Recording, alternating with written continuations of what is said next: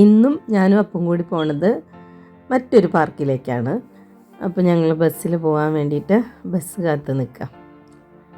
ഇവിടെ ബസ് സ്റ്റോപ്പിൽ നിൽക്കുമ്പം എത്ര ആളുണ്ടെങ്കിലും ഞാൻ കയറും എന്നുള്ള ആ ഒരു തിക്ക് തിരക്കുണ്ടാവില്ല.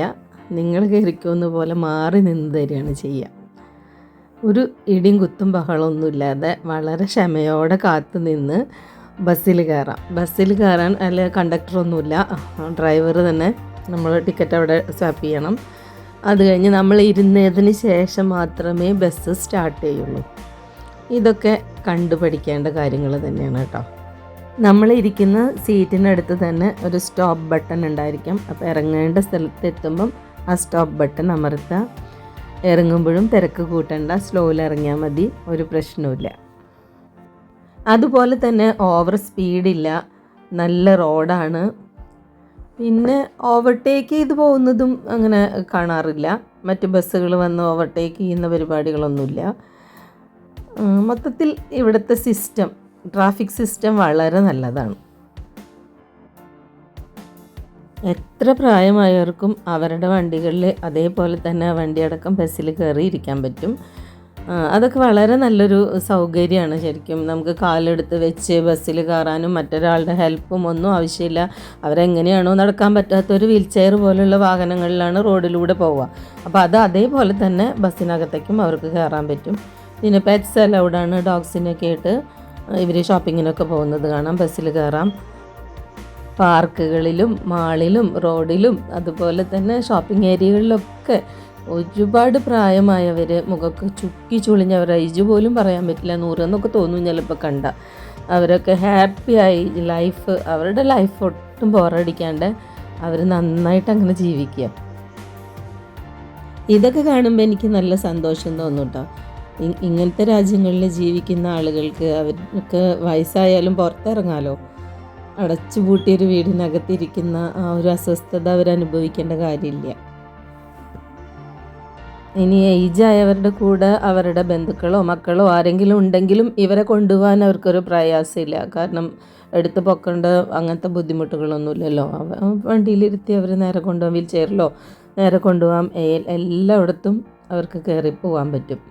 അപ്പം അതൊക്കെ വളരെ വളരെ നല്ല സൗകര്യങ്ങളാണ്. ഇതൊക്കെ നമ്മുടെ നാട്ടിലും ഉണ്ടായിരുന്നെങ്കിൽ എത്ര നന്നായേനെ. വാർദ്ധക്യം ഒരു സങ്കടകരമായ അവസ്ഥയായിരുന്നില്ല. ചിന്തിക്കുമ്പോൾ പേടിക്കേണ്ട ഒരവസ്ഥയാവില്ല. വൃദ്ധർക്കും ഇൻഡിപെൻഡൻ്റ് ആയിട്ട് ജീവിക്കാൻ പറ്റും. പ്രകൃതി നമുക്ക് ഒരുക്കുന്നത് അതിമനോഹരമായ കാഴ്ചയല്ലേ. മനസ്സിന് സമാധാനം തരുന്ന കാഴ്ചകൾ, ആകാശവും ഭൂമിയും മരങ്ങളും പുൽത്തകിടിയും ഒക്കെ കാണുമ്പം മനസ്സ് വളരെ വളരെ ഹാപ്പിയാവും. ഞാൻ എപ്പോഴും അങ്ങനെയാണ് കേട്ടോ. സങ്കടം ഉണ്ടാകുമ്പോൾ എങ്ങോട്ടെങ്കിലും ഇറങ്ങിപ്പോവും. അതിന് ഒരുപാട് പൈസ മുടക്കി ദൂരത്തേക്ക് പോവുക അങ്ങനെയൊന്നും വേണ്ട. തൊട്ടടുത്തുള്ള പാടത്ത് ചെന്നിരുന്ന് കുറേ നേരം കാറ്റ് കൊണ്ട് അങ്ങനെ നമ്മുടെ പച്ചപ്പും ഹരിതാഭയും ഒക്കെ കണ്ടിട്ടുണ്ടെങ്കിൽ മനസ്സങ്ങോട്ട് ഹാപ്പി ആവും. ഏത് മൂഡ് ഓഫിലും പെട്ടെന്ന് നമ്മൾ ചേഞ്ച് ആവുന്നത് എങ്ങനെയാണ്, പുറത്തിറങ്ങുമ്പോൾ തന്നെയാണ്. എനിക്കങ്ങനെയാണ്. ഇത് കാണുന്ന നിങ്ങൾക്കൊക്കെ എങ്ങനെയാണെന്ന് എനിക്ക് അറിഞ്ഞുകൂടാ. ഞാൻ എപ്പോഴും മുൻപ് എങ്ങനെയാണ് ചെയ്തിരുന്നത് വെച്ചാൽ, വിഷമം വന്ന ഒരു റൂം അടച്ച് അതിനകത്തിരിക്കും. അപ്പോൾ എന്താ ഉണ്ടാവുക, ആ വിഷമം കൂടി വരിക എന്നല്ലാതെ അതൊട്ടും കുറയില്ല. നമ്മൾ അപ്സെറ്റ് ആവുന്നത് പല പല കാരണങ്ങൾ കൊണ്ടായിരിക്കും. ചിലപ്പോൾ ഇന്ന കാരണം ഒന്നും ഉണ്ടായിരിക്കില്ല. ഒന്നും ചെയ്യാനില്ലെങ്കിൽ ജസ്റ്റ് പുറത്തിറങ്ങി എല്ലായിടത്തും ഒന്ന് കണ്ടുവരും. ഇവിടെ ഈ നാട്ടിൽ വന്നപ്പം ഇവിടുത്തെ പ്രകൃതിക്ക് കുറേ ഭംഗി കൂടുതലാണ്. ഇവർ മരങ്ങളും പ്രകൃതിയും കാര്യങ്ങളെല്ലാം നേച്ചറിനെ വളരെ സ്നേഹിക്കുന്ന ആൾക്കാരാണ്. അതുകൊണ്ട് തന്നെ വിശാലമായ ഒരുപാട് പാർക്കുകളുണ്ട് ഇവർക്ക്. എല്ലായിടത്തും വീടുകളില്ല, വീടുകൾക്ക് മാത്രമായിട്ടുള്ള ഒരു ഏരിയ, പാർക്കുകൾ ഇഷ്ടം പോലെയുണ്ട്. പിന്നെ ബാക്കി കൺസ്ട്രക്ഷൻസൊക്കെ അതിനായിട്ടുള്ള ഏരിയകൾ, ബിൽഡിങ്ങുകൾ, മാളുകൾ, പിന്നെ അവരുടെ മറ്റു കാര്യങ്ങളൊക്കെ അപ്പോൾ ഓരോന്നിനും ഓരോ ഏരിയകളാണ്. അല്ലാതെ എല്ലായിടത്തും ഇടിച്ചു കയറി വീടുണ്ടാക്കി വെക്കുന്ന ആ പരിപാടി ഇല്ലാത്തത് കൊണ്ട് തന്നെ ഒഴിഞ്ഞു കിടക്കുന്ന ഭാഗങ്ങൾ ധാരാളമുണ്ട്. അത് നന്നായിട്ട് സംരക്ഷിക്കപ്പെടുന്നുണ്ട്.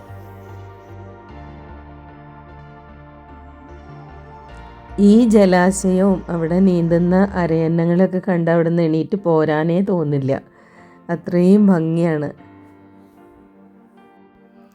സങ്കടങ്ങളുടെ സ്വിച്ച് ഓഫായി പോകും, സന്തോഷത്തിൻ്റെ സ്വിച്ച് ഓണുമാവും. അതൊക്കെ ഓട്ടോമാറ്റിക്കായിട്ട് സംഭവിക്കും ഇങ്ങനെ നമ്മൾ പ്രകൃതിയെ നോക്കിയിരുന്നാൽ.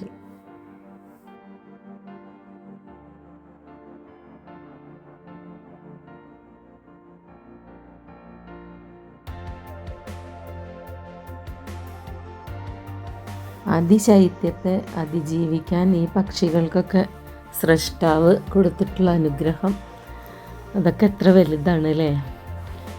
കൊക്കുകൾ കൊണ്ട് തൂവൽ മിനുക്കി പിന്നെയും വെള്ളത്തിൽ കിടന്ന് വീണ്ടും കയറി അങ്ങനെ നല്ല രസമായിരുന്നു അവറ്റങ്ങളെ നോക്കിയിരിക്കാനായിട്ട്.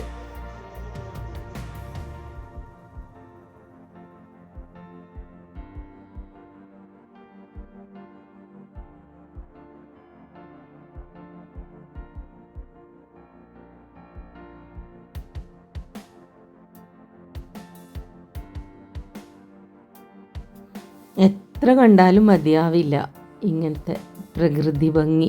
ഞാൻ എപ്പോഴും ഇതിങ്ങനെ പറഞ്ഞുകൊണ്ടേയിരിക്കും. എനിക്ക് പ്രകൃതിയോട് അത്രയും സ്നേഹമാണ്. പാർക്കിൽ ഞങ്ങൾ ഒരുപാട് സമയം ചിലവഴിച്ചു. പിന്നെ പെട്ടെന്ന് ഇരുട്ടാവുമല്ലോ ഇവിടെ. ഇപ്പോൾ 2:15 ആകുമ്പോഴേക്കും ഇരുട്ടാവും. 3:30 ആയപ്പോഴേക്കും നല്ല ഇരുട്ടായി. ഞങ്ങൾ അവിടെ നിന്ന് ഇറങ്ങി, കോഫിയൊക്കെ കഴിച്ചിട്ട് ഇറങ്ങി. നല്ല തണുപ്പ് കൂടി വരുമായിരുന്നു. അങ്ങനെ ബസ് സ്റ്റോപ്പിൽ നിന്നു. ഞങ്ങൾ നിൽക്കുന്നതിൻ്റെ നേരെ എതിർവശത്തായിട്ട് ഒരാൾ ഇരിക്കുന്നത് കണ്ടു. അയാളങ്ങനെ നടന്നു പോകുമ്പോൾ പെട്ടെന്ന് ഇരുന്നു. വീണതാണെന്നാണ് ആദ്യം വിചാരിച്ചത്, പക്ഷെ അല്ലായിരുന്നു. പുള്ളി ഒരു ജീവിനെ രക്ഷിക്കാൻ നോക്കുകയായിരുന്നു. എലിയായിരുന്നു അത്. എലിയെ അങ്ങനെ ആരും നേരെ പോയി കൈകൊണ്ടൊന്നും തൊടില്ല. അപ്പോൾ പുള്ളിയുടെ അടുത്ത് കവറോ കാര്യങ്ങളോ ഒന്നുമില്ല, കൈകൊണ്ട് തൊടാനും വയ്യ. പക്ഷെ അത് റോഡിലേക്ക് വന്ന വണ്ടികൾ പോകുമ്പോൾ ചത്തുപോകും.